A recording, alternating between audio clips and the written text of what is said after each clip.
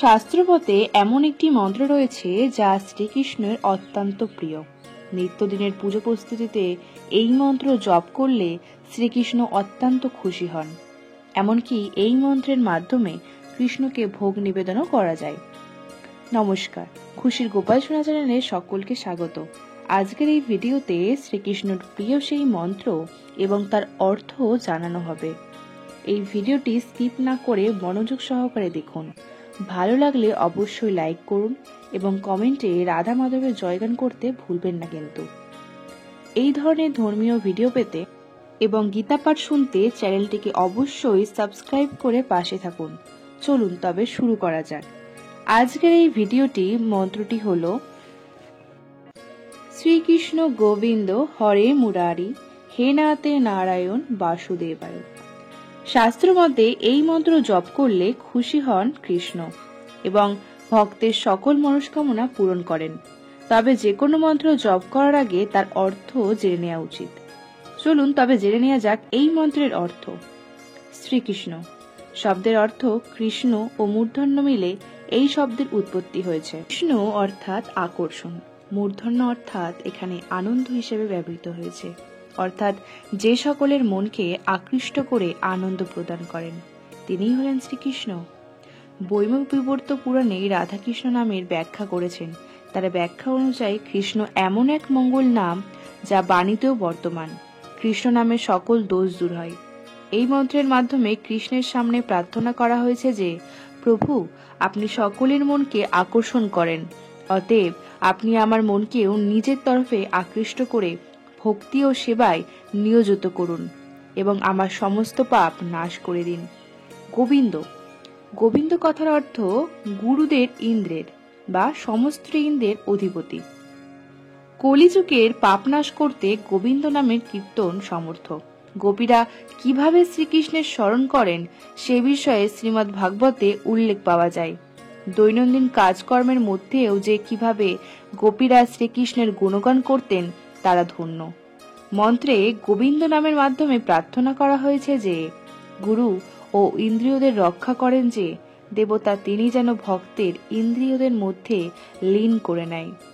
এখানে ভক্তরা বলেন যে আমার সমস্ত ইন্দ্র গোপীদের মতোই আপনাকেই স্মরণ করে যায়। আপনি আমার মনের চঞ্চলতা এবং পাপ দূর করে দিন। হরে হরে শব্দের অর্থ বিষ্ণু বলেন যে তাকে স্মরণ করে যে সে তার পাপ হরণ করে, তাই তার নাম হরি। আবার ভিন্ন মতে যিনি যজ্ঞ হতে হরির অংশ হরণ বা গ্রহণ করেন, অর্থাৎ যজ্ঞের ভোক্তা যিনি, তিনিই হরি। আবার কৃষ্ণের রং হরিনীল মণির মতো অত্যন্ত কোমলীয়, তাই তাকে বলা হয় হরি। মন্ত্রে হরি নামের মাধ্যমে এই প্রার্থনা করা হয়েছে যে, হে প্রভু, হরিনামের এই দুই অক্ষর মৃত্যুর পর পরলোক গমন করা জীবকে পথ দেখায়। অতএব হরিনামের কীর্তন করলে আমি ভবসাগরে ডুবব না, এটিই আমার বিশ্বাস। মুরারি মূর নামক দৈত্যের বধ করেছিলেন শ্রীকৃষ্ণ, তাই তার নাম মুরারি। মন্ত্রের মধ্যে মুরারি নাম জপ করে এই প্রার্থনা করা হয়েছে যে, হে মুরু, রাক্ষসের শত্রুতাকে বধ করেছেন যিনি, আমার মনে বিরাজমান কাম, ক্রোধ, লোভ, মোহ, ঈর্ষা ইত্যাদি রাক্ষসের নাশ করুন। হে নাথ, হে কৃষ্ণ, আপনি জগতের নাথ, জগন্নাথ এবং সংসারের যে দীনদের ভালোবাসেন, স্নেহ আপন করে নেন, তিনিই হলেন ভগবান। তাই তাকে দীনদয়াল, দীনবন্ধু, দীননাথ, দীনপ্রিয় বলা হয়। মন্ত্রটির মাধ্যমে বোঝানো হয়েছে যে, হে প্রভু, আমার মতো অন্য কেউ এই সংসারে দুঃখে নেই। আপনার মতো কেউ দুঃখীদের বন্ধু হয় না, তাই আপনি আমাদের মতো ভক্তদের সাথে জুড়ে থাকুন। নারায়ণ নার ও অয়ন মিলে নারায়ণের উৎপত্তি। নারের অর্থ জল, অয়ন শব্দের অর্থ যিনি জলে বাস করেন। বিষ্ণু ক্ষীর সাগরে বাস করেন।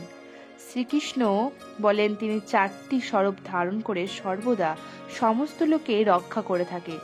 মন্ত্রটির মাধ্যমে বলা হয়েছে, হে প্রভু, আমি নর এবং আপনি নারায়ণ। আপনাকে লাভ করার জন্য আপনার আদর্শের মধ্যে তপস্যার রত থাকি এবং আপনি সর্বদা আমাকে আশীর্বাদ করুন। বাসুদেব যে সকলের অন্তঃকরণে প্রকাশিত, তিনি সত্যিকারের পরমাত্মা। বসুর এক ভিন্ন অর্থ হলো প্রাণ, অতএব সকলের প্রাণের দেবতা। মন্ত্রটিতে প্রার্থনার মাধ্যমে বলা হয়েছে যে, ভগবান, আপনি আমার প্রাণ রক্ষা করুন, আমি নিজের মন আপনার চরণে অর্পণ করে দিয়েছি। কৃষ্ণ নামের সহজ সরল এই মন্ত্রটি অসীম শক্তি সম্পন্ন। এই মন্ত্রটি জপ করে গেলে ব্যক্তির ভাগ্য পরিবর্তন ঘটবেই ঘটবে। এবার চলুন জেনে নেওয়া যাক গীতায় বর্ণিত শ্রীকৃষ্ণের 5টি বাণী, যা আপনাকে সাফল্যের পথে নিয়ে যাবে। 1. জীবনে জন্মের মতো মৃত্যুও অবধারিত। গীতায় শ্রীকৃষ্ণ বলেছেন যে যার জন্ম হয়েছে তার মৃত্যু হবে, তাই মৃত্যুর কথা ভেবে আতঙ্কিত হওয়ার কিছু নেই। 2. ঈশ্বর আপনাকে সব সমস্যা থেকে মুক্ত করতে পারেন, সেই কারণে সবসময় নিজের সব কাজে ঈশ্বরকে স্মরণ করুন। গীতায় শ্রীকৃষ্ণ বলেছেন, যে ব্যক্তি ঈশ্বর চিন্তা করে জীবন কাটান, তিনিই মৃত্যুর পর সরাসরি ঈশ্বরের কাছে পৌঁছে যান। 3. আপনি যদি বুদ্ধিমান হন, তাহলে নিজের বুদ্ধি কোনো ভালো কাজে ব্যয় করুন। নিজের বুদ্ধি কখনো কোনো খারাপ কাজে ব্যয় করবেন না। কোনো ষড়যন্ত্র কখনো নিজেকে লিপ্ত করবেন না। স্বার্থহীনভাবে সমাজের ভালোর জন্য কিছু করুন। এর ফলে আপনি সমাজে যেমন মান সম্মান পাবেন, তেমনি নিজের মনে প্রসন্নতা অনুভব করবেন। 4. গীতায় শ্রীকৃষ্ণ অর্জুনকে সব রকম আসক্তি থেকে মুক্ত হওয়ার পরামর্শ দেন।